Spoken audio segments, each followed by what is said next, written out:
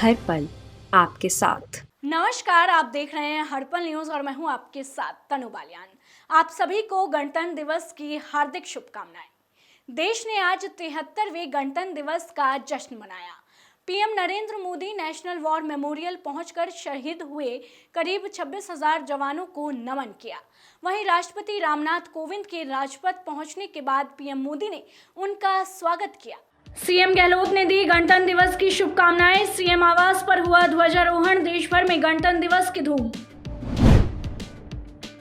अशोक गहलोत का बागियों पर तंज। अशोक गहलोत ने कहा, कोई छोड़कर जाए फर्क नहीं पड़ता। एसएमएस स्टेडियम में मनाया गणतंत्र दिवस। राज्यपाल कलराज मिश्र ने फहराया तिरंगा। राजपथ पर गुजरात की झांकी रही खास। ऐतिहासिक झांकी में नरसंहार को दर्शाया गया। गुलाम भारत की झलक दिखाती झांकी।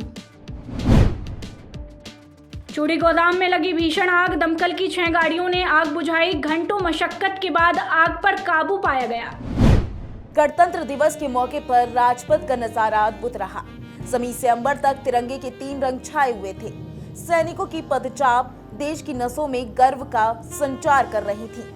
सेना की टुकड़ियां हमारा शौर्य गाथा का बखान करते हुए आगे बढ़ रही थी, तो राज्यों की झांकियां दुनिया के सबसे बड़े लोकतंत्र के पीछे हुए त्याग का प्रदर्शन कर रही थी। राजपथ पर भारत की आन बान और शान की झांकी सजी। बाज फॉर्मेशन का कॉकपिट व्यू। बाज फॉर्मेशन का कॉकपिट का शानदार नजारा देखा गया। एक Rafale, 2 Jaguar, 2 MiG 29 UPG, 2 Sukhoi 30 MI विमान सहित 7 एयरक्राफ्ट एरोहेड फॉर्मेशन में 300 मीटर एओएल पर उड़ान भर रहे थे। गणतंत्र दिवस परेड के मौके पर भारतीय वायुसेना के 75 विमानों का फ्लाई पास्ट हुआ। अमृत फॉर्मेशन का दृश्य दिखाया गया। इस फॉर्मेशन में 17 जगुआर शामिल हुए। इसका नेतृत्व group captain Avinash Singh, group captain Gaurav Arjariya, wing commander Sandeep Jain, group captain NP Verma, wing commander Prakhar, wing commander Rohit Rai, wing commander Siddharth, wing commander Ankush Tomar और पवार ने किया। रुद्र फॉर्मेशन का कॉकपिट दृश्य दिखाया गया। इस फॉर्मेशन में 2 ध्रुव हेलीकॉप्टर और 2 ALH रुद्र हेलीकॉप्टर ने भाग लिया। इस फॉर्मेशन का नेतृत्व 301 आर्मी एविएशन स्पेशल ऑपरेशंस की कर्नल सुदीप्तो चाकी ने किया था। आकाश में राफेल से लेकर जगुआर तक की गर्जना देखी गई। इस दौरान 75 विमानों ने शानदार प्रदर्शन दिखाया।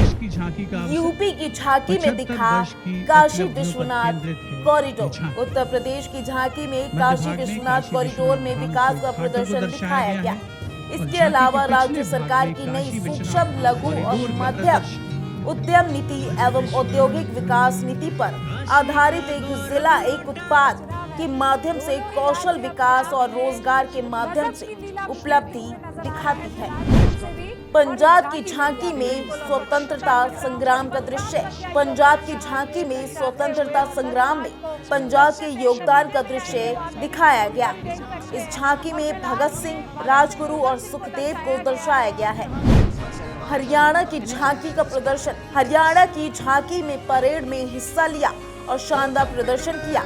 हरियाणा का थीम खेल में नंबर 1 है। परेड में गोवा की झांकी का शानदार नजारा। परेड में गोवा की झांकी गोवन विरासत के प्रतीक पर आधारित है।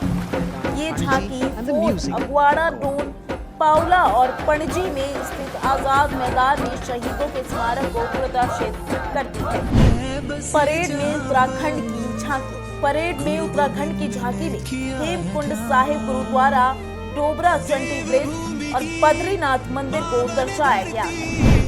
परेड में गुजरात की झांकी का शानदार प्रदर्शन। परेड में गुजरात की झांकी को गुजरात के आदिवासी आंदोलन की थीम से प्रदर्शित करता दिखाया गया है। परेड में मेघालय की झांकी दिखाई गई। परेड में मेघालय की झांकी दिखाई गई। 50 वर्ष मना रहा है। एक महिला को बांस राज्य की अर्थव्यवस्था में योगदान करने वाले महिलाओं के सहकारिता आंदोलन को देश आज अपना 73वां गणतंत्र दिवस मना रहा है और इस राष्ट्रीय पर्व पर देश भर में जश्न और उत्साह का माहौल है। देश के कई हिस्से कड़ाके की ठंड की चपेट में हैं, लेकिन लोगों का उत्साह कम होता नहीं दिख रहा। केंद्र शासित प्रदेश जम्मू कश्मीर के प्रतिष्ठित लाल चौक पर भी बुधवार को तिरंगा लहराया गया और इस दौरान वहां पर बड़ी संख्या में लोग मौजूद रहे।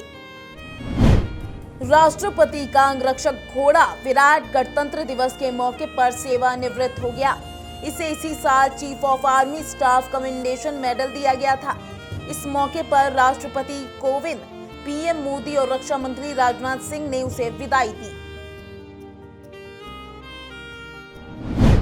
यूपी के मुख्यमंत्री योगी आदित्यनाथ ने 73वें गणतंत्र दिवस के अवसर पर लखनऊ स्थित विधान भवन के सामने तिरंगा फहराया और प्रदेशवासियों को 73वें गणतंत्र दिवस की हार्दिक बधाई और शुभकामनाएं दी हैं। इस मौके पर सीएम योगी ने कहा कि हमारा गणतंत्र उत्कृष्ट लोकतांत्रिक मूल्यों और भारतीय संविधान के प्रति अखंड निष्ठा और हमारी विविधता में एकता की समेकित अभिव्यक्ति है। आज भारत अपना 73वां गणतंत्र दिवस मना रहा है। राजपथ पर यूपी की झांकी की खास झलक देखने को मिली। उत्तर प्रदेश की झांकी में काशी विश्वनाथ धाम की झलक देखने को मिली।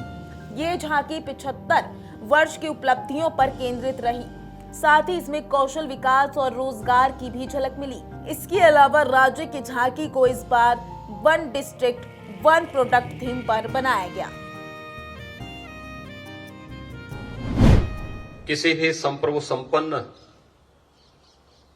राष्ट्र के लिए अपनी व्यवस्था को संचालित करने के लिए अपना एक संविधान बनाना आवश्यक होता है। भारत के उस समय के महान स्वतंत्रता संग्राम सेनानियों ने मिलकर के एक संविधान सभा का गठन किया था। संविधान सभा 26 नवंबर 1949 को संविधान का मसौदा तैयार करके संविधान की प्रति संविधान सभा को सौंपती है और 26 जनवरी 1950 को इस देश ने अपना संविधान लागू किया। भारत का संविधान कई मायने में बहुत महत्वपूर्ण है। यहां पर जहां भारत के प्रत्येक नागरिक के मौलिक अधिकारों की रक्षा भारत का संविधान अपने प्रत्येक नागरिक को उपलब्ध कराता है, वही भारत के प्रत्येक नागरिक के लिए उसके कुछ मौलिक कर्तव्य भी भारत के संविधान ने दिए हैं। अधिकार और कर्तव्य के बीच का यह समन्वय ही भारत के संविधान को दुनिया के अन्य संविधानों की तुलना में कुछ विशिष्ट स्थान रखता है। धर्मनगरी हरिद्वार के बहादुराबाद थाना क्षेत्र स्थित पतंजलि योग पीठ में योग गुरु बाबा रामदेव और आचार्य बालकृष्ण ने गणतंत्र दिवस के मौके पर राष्ट्रीय ध्वज तिरंगा फहराया।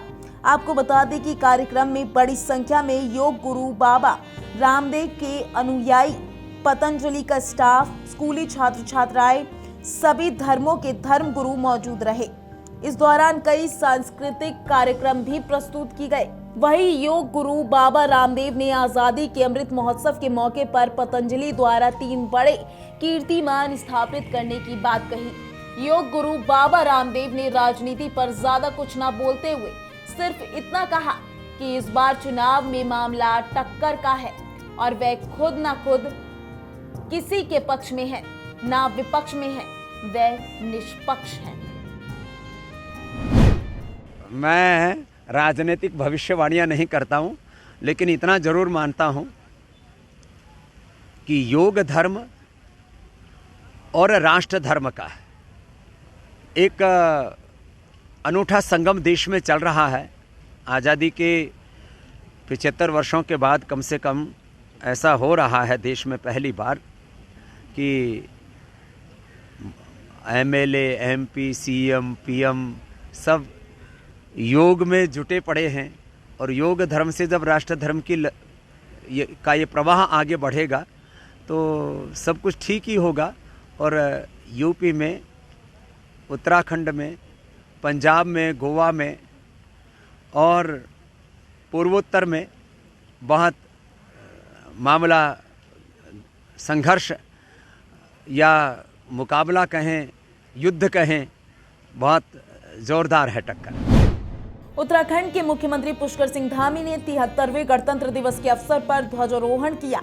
बुधवार को खटीमा में आयोजित समारोह में ध्वजारोहण करने के बाद उन्होंने देश के शहीदों को नमन किया। सीएम धामी ने कहा कि ये बहुत ही गर्व की बात है कि उत्तराखंड से भारी संख्या में युवा देश की सेवा में जुटे हुए हैं। धामी ने कहा कि देश की प्रगति के पथ पर लगातार बढ़ रहा है।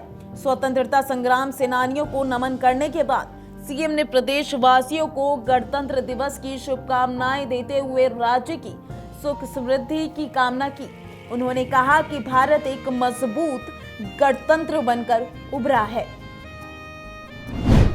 गुजरात में 73वां गणतंत्र दिवस मनाया गया।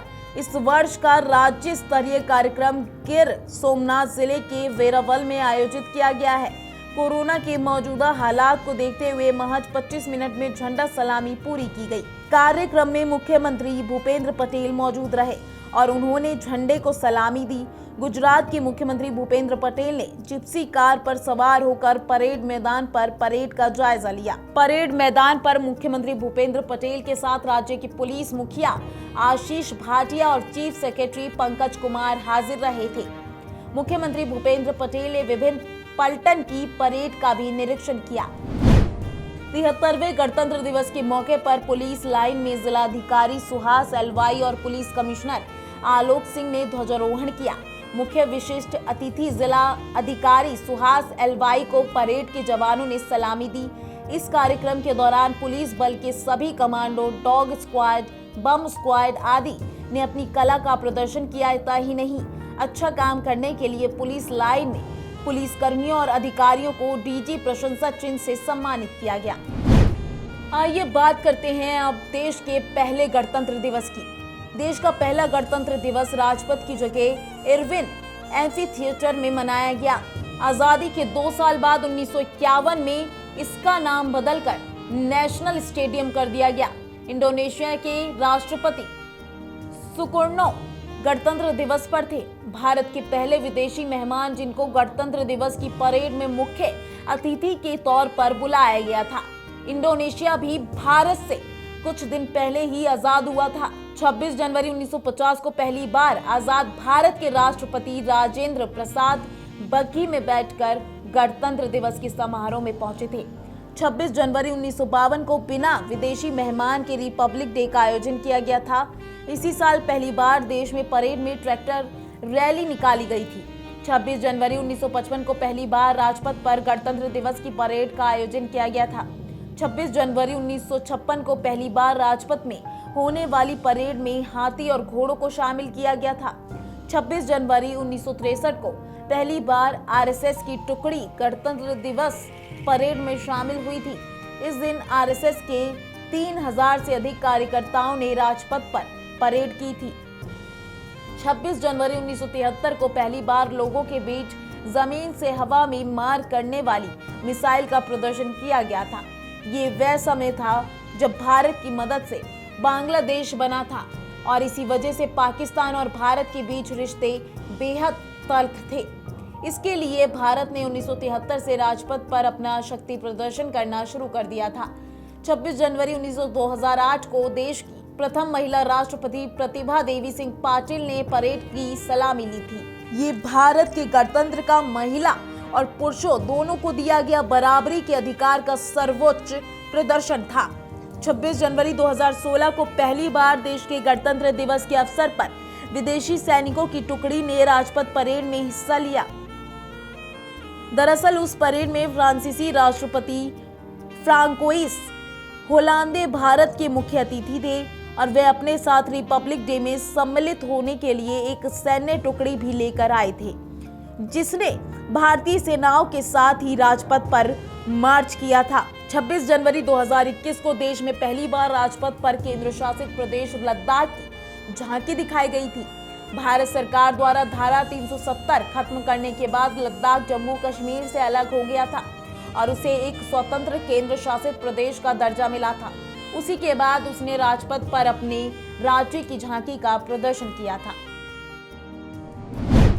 इस बार का गणतंत्र दिवस कई मायनों में खास है। इस खास मौके पर प्रधानमंत्री नरेंद्र मोदी समेत कई नेताओं ने देशवासियों को बधाई दी। बता दें कि समारोह को लेकर सुरक्षा के भी पुख्ता इंतजाम किए गए हैं। सुबह से ही जगह जगह पर चेकिंग की जा रही है।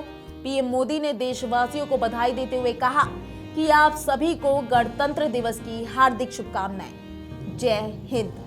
वहीं देश के गृह मंत्री अमित शाह ने ट्वीट करके सभी को बधाई देते हुए कहा कि सभी को 73वें गणतंत्र दिवस की शुभकामनाएं। भारतीय गणतंत्र के गौरव, एकता और अखंडता को अक्षुण्ण बनाए रखने के लिए अपना सर्वस्व अर्पण करने वाले सभी जवानों को नमन करता हूं। आइए आज हम सभी स्वाधीनता के लोकतांत्रिक मूल्यों के प्रति अपनी प्रतिबद्धता सुनिश्चित करने का संकल्प लें। जय हिंद। होलसेल बाजार नहीं बनाए, मकान बनाऊंगा, पेंट चाहिएगा, बिजली चाहिएगी, पंखा चाहिएगा, कहां से लाऊंगा? आपकी कमी है। आप यदि शौचालय नहीं बनाए तो हम लोग खुले में शौच करेंगे। अभी हमारे साथ लिबरल पार्टी ऑफ इंडिया के प्रत्याशी हैं नोएडा से ध्रुव अग्रवाल। हम उनसे खास बातचीत करेंगे, उनसे जानेंगे कि आखिर में वो कौन से मुद्दे थे जिस पर उनको लगा कि इस मुद्दे को मैं ही सॉल्व कर सकता हूं सत्ता में आके।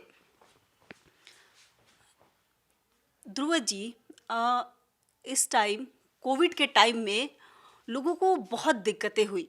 लोगों को ऑक्सीजन सिलेंडर नहीं मिला और लोग मर रहे थे, उनको कोई सुविधाएं नहीं मिली। नोएडा में सिर्फ एक ही अस्पताल है, उस पर इतना लोड है।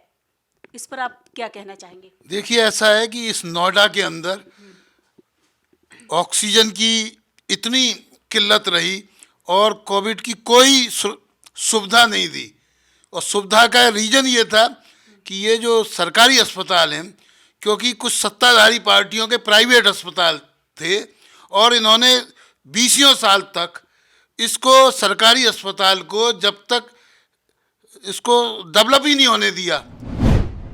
तो यहाँ पर एक और मेरा सवाल है कि नोएडा सबसे बड़ा रेवेन्यू वाला शहर है अगर यूपी में देखा जाए, तो यहाँ पर गर्ल्स हॉस्टल की भी कुछ खास व्यवस्था नहीं है। क्योंकि मायावती ने, जो पूर्व सीएम मायावती है, उन्होंने एक 62 में गर्ल्स हॉस्टल बनवाया है और उसका देखरेख करने वाला कोई नहीं है फिलहाल। तो देखिए, ऐसा है, इसके लिए हमने बहुत बड़ा इशू उठाया और इशू उठाने के बाद में महेश गिरी जो सांसद थे उससे पार्लियामेंट के अंदर भी क्वेश्चन मैंने उठवाया और कि गर्ल्स हॉस्टल नहीं है।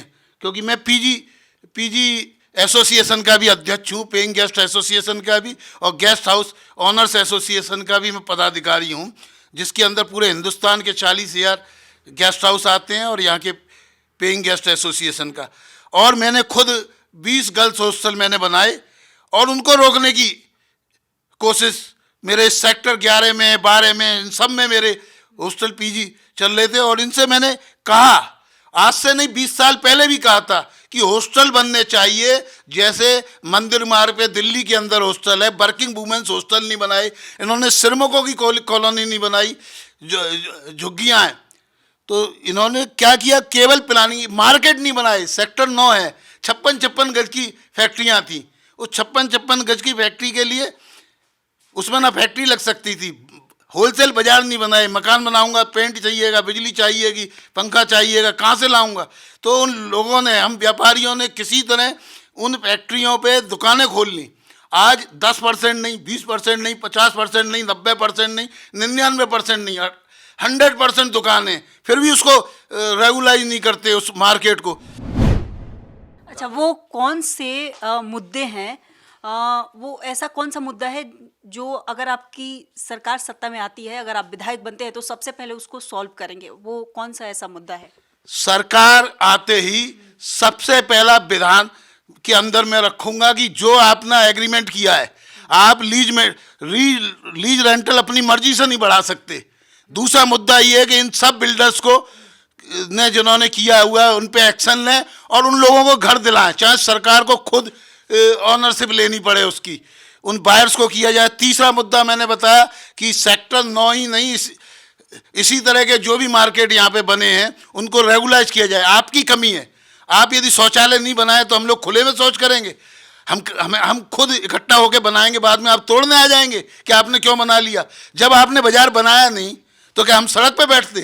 तो हम उसको रेगुलाइज कराएंगे। पार्किंग के लिए मेरे पैसे से पार्किंग बनी है, जो मल्टी स्टोरी पार्किंग बनी ये रेजिडेंट के पैसे से बनी, लीज रेंटल से बनी, कि ये सरकारी चीज़ है, उसको फिर आप कॉमर्शियल यूज करते हो, आप एक डीएलएफ कंपनी को देते हो जिसका काम ही पैसा कमाना है। तो आप हमारे पैसे से हम ही को तंग करेंगे, तो ऐसी पॉलिसी बनाई जाएगी। चौथी चीज, दिल्ली हो गई गैस चैम्बर, अब नोएडा को भी आप गैस चैम्बर बनाएंगे क्या? जो मास्टर प्लान है पर स्क्वायर पर हेक्टेयर कितने आदमी रहने चाहिए उसको बार बार चेंज कर देते हैं। आपके पास 10 रुपए गज में ली हुई जमीन थी सिटी सेंटर के पास, उसको तो आप पौंटी चड्डा को बेचिए बाद में। उससे पहले बॉटनिकल गार्डन को आधा मेट्रो में बदल दिया, आप इसको क्यों नहीं बदलते?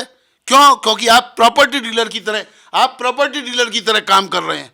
तो बहुत सारे चीजें, ऐसा नहीं है हम विधायक से भी मनवाते रहे बात, सांसद से भी बनाते रहे, मंत्रियों से भी बनाते रहे, लेकिन उसके बावजूद बहुत सारी चीजें हैं जो हमें खुद असेंबली में उठानी है, क्योंकि जब तक पावर नहीं होगी हम नहीं कर सकते। ये नोएडा अथॉरिटी है, ये पूरे हिंदुस्तान में कोई ऐसी ब्यूरोक्रेटिक पावर नहीं है जिसमें जन रिप्रेजेंटेटिव ना हो। इसके अंदर जनता की सुनते नहीं है। तो ये थे ध्रुव अग्रवाल जी, जो कि कैंडिडेट है यहाँ से और तमाम पार्टियों का समर्थन मिल रहा है। अब सत्ता में किसका पंचम लहराएगा ये तो आपको वक्त बताएगा। मैं दिव्या तिवारी, हर्पल न्यूज़, नोएडा। फिलहाल के लिए इस खास कार्यक्रम में बस इतना ही। देश दुनिया की तमाम खबरों को जानने के लिए आप जुड़े रहिए हमारे साथ और देखते रहिए हर्पल न्यूज़।